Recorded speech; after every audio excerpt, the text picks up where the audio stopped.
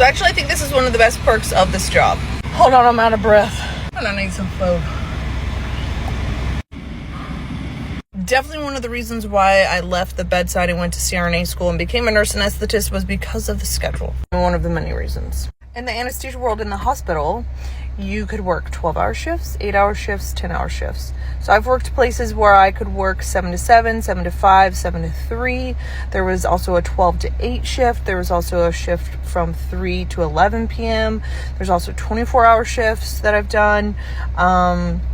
There's also 16-hour shifts that you can do. So they're pretty unlimited, and most of the time the places you're either signed on as like 410s or you're self-scheduling and you kind of rotate through some schedule shifts. If you get out of the hospital life and you work a surgery center, those could be even different. Like you could work 5 days a week or 4 days a week and get paid for the entire day, but get to leave whenever the cases are done. So pretty vague answer, but it allows you to see that there's a ton of variety in shifts that are available, which is also why it helps with work-life balance, honestly, because it allowed me to feel, once I started this job, to like more like a human, because unlike as a nurse, you're working these 12-hour shifts and you leave and your whole day is done and the whole day is done.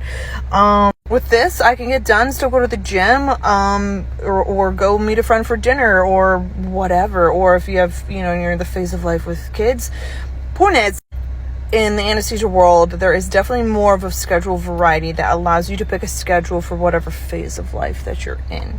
When Oliver was super small and tiny, I'd work 24-hour shifts so that I could have multiple days off in a row and spend more physical time with him and just be gone for 24 hours once a week, plus a 16-hour shift or 2 8-hour shifts. Now that he's bigger, I enjoy having afternoons off with him. So I work a shift where I could be off in the afternoon and, take him to the park and do things and not be getting home at, 8:30 or something and missing bedtime. I have friends with kids that, prefer doing 3 to 11 so they can have like the whole day with their kids, and then someone takes over in the afternoon and they only miss bedtime a couple days a week. Endless opportunities.